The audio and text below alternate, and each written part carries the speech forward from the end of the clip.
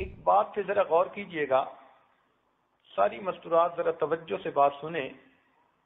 ایک نقطہ سمجھانا مقصود ہے۔ اگر بالفرض کوئی اللہ کا بڑا کامل ولی، کوئی بڑا عارف، کوئی بڑا نیک متقی پاک باز انسان آپ کو یہ بتائے کہ مجھے کشف میں یا خواب میں یہ بتایا گیا ہے کہ اس وقت آپ جو دعا مانگیں گی وہ قبول ہوگی، یہ قبولیت دعا کا وقت ہے، تو یہ بات سن کر آپ کیسے دعا مانگیں گی؟ خوب رو رو کر، بڑی توجہ کے ساتھ، بڑی آہوزاری کے ساتھ اپنے لیے بھی مانگیں گی، گھر بار کے لیے مانگیں گی،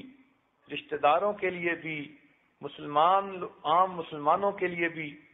سب کے لیے آپ اچھی اچھی دعائیں مانگیں گی، اور آپ کہیں گی کہ میں بڑی خوش نصیب ہوں کہ مجھے پتہ چل گیا کہ اس وقت کی دعائیں قبول ہوتی ہیں، اور اس لیے میں جتنی بھی دعائیں مانگ سکتی ہوں اتنی دعائیں میں مانگ لوں۔ اگر ولی کے کہنے پر آپ کی یہ کیفیت ہے تو ولیوں کے سردار، فرشتوں کے سردار، انبیاء اور رسولوں کے سردار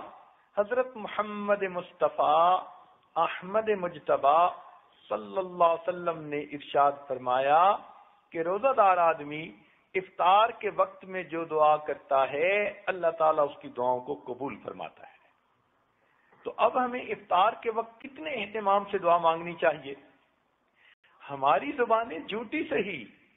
ہماری زبانیں کالی سہی، مگر محبوب نے سچی زبان سے فرما دیا، اللہ رب العزت ان کی اس سچی زبان کی لاج رکھتے ہوئے ہم گناہگاروں کی جھوٹی زبانوں سے نکلی دعاؤں کو بھی قبول فرما لیں گے۔ اگر کسی آدمی کا بیٹا کوئی کمٹمنٹ کر دے نا تو باپ اس کی لاج رکھ لیتا ہے، تو کیا خیال ہے کہ اگر نبی علیہ الصلوۃ والسلام نے فرما دیا تو اللہ رب العزت اپنے محبوب کی لاج نہیں رکھیں گے؟ ایک اور نقطہ سمجھ لیجئے کہ شریعت نے حکم دیا کہ اگر کوئی مزدور کسی کے گھر میں مزدوری کرے اور وقت ختم ہو تو اس بندے کو چاہیے کہ وہ اس کا پسینہ خشک ہونے سے پہلے اس کو مزدوری دے دے۔ اب جب شریعت ہم کمزوروں کو یہ حکم دیتی ہے کہ ہم مزدور کا پسینہ خشک ہونے سے پہلے اس کو مزدوری دے دیں،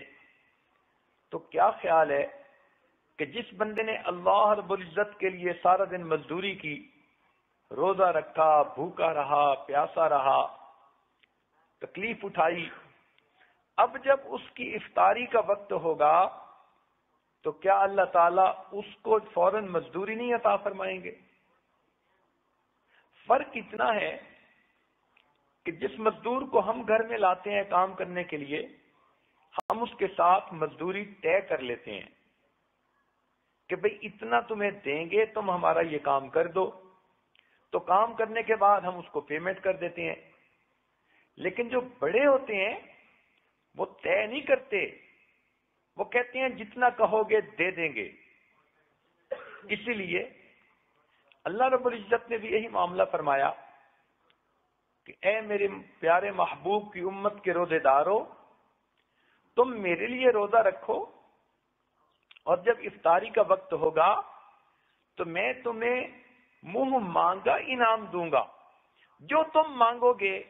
میں پروردگار تمہارے مانگنے کے مطابق تمہیں عطا کروں گا۔ مانگنا تمہارا کام ہے اور تمہارے دامن کو بھر دینا یہ میرا کام ہے۔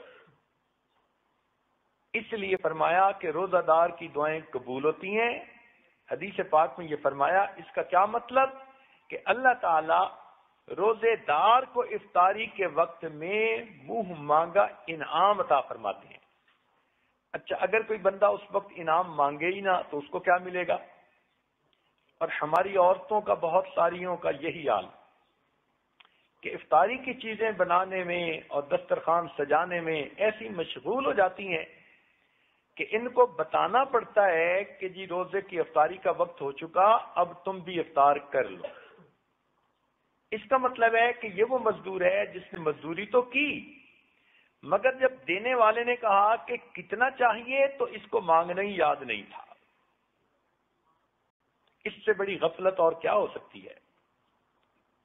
عورتوں کو چاہیے کہ اپنے خامدوں کو یہ بات سمجھائیں کہ افطاری کی ہر چیز آدھا گھنٹہ وقت سے پہلے تیار ہو کر دسترخوان پہ پہنچ جائے گی، اور آخری آدھا گھنٹہ بجائے اس کے کہ ہم کچن میں چولہے پہ کھڑی ہوں اور کبھی ایک چیز تلی جا رہی ہے کبھی دوسری چیز پک رہی ہے، اس میں لگنے کی بجائے یہ آدھا گھنٹہ، یہ 20 منٹ، یہ 15 منٹ مصلی پر بیٹھ کر اللہ رب العزت سے دعائیں مانگیں۔ عورتیں اپنے گھر کے سب بچوں کو اپنے پاس بٹھا لیا کریں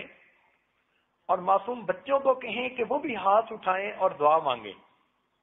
اگر بڑوں نے گناہ کیے تو چھوٹے تو معصوم ہیں، کیا پتہ ان کے معصوم ہاتھوں کے اٹھنے پر ہی اللہ کو رحم آ جائے اور اللہ تعالیٰ آپ کی دعاؤں کو قبول فرما لے۔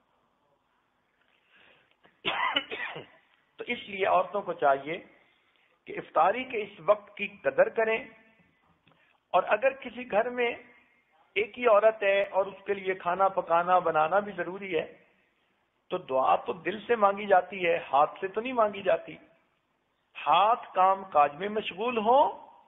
اور اس حالت میں بھی آپ اپنے دل ہی دل میں اللہ سے دعا مانگ رہی ہوں تو گویا آپ بھی اپنے رب سے اس وقت میں منہ مانگا انعام حاصل کر سکتی ہیں۔ اچھا، آپ سے اگر کوئی پوچھے کہ آپ کی کوئی پریشانی ہو تو اس کو ختم کر دیتے ہیں،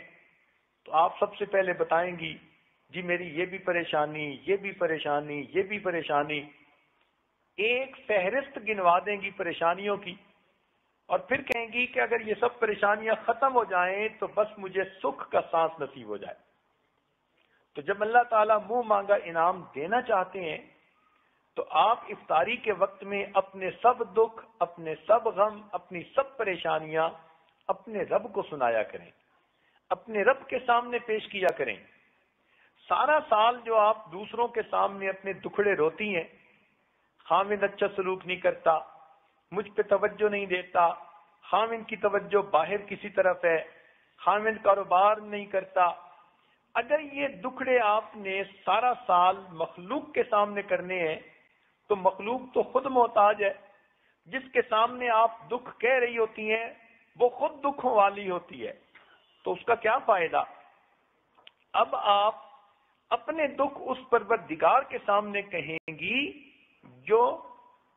سب کے دکھوں کو دور کرنے والا اور سب کی پریشانیوں اور مشکلات کو حل کرنے والا ہے۔ لہذا افطاری کے اس وقت میں آپ اپنی زندگی کی اور آخرت کی بہتری کے لیے خوب دل کھول کے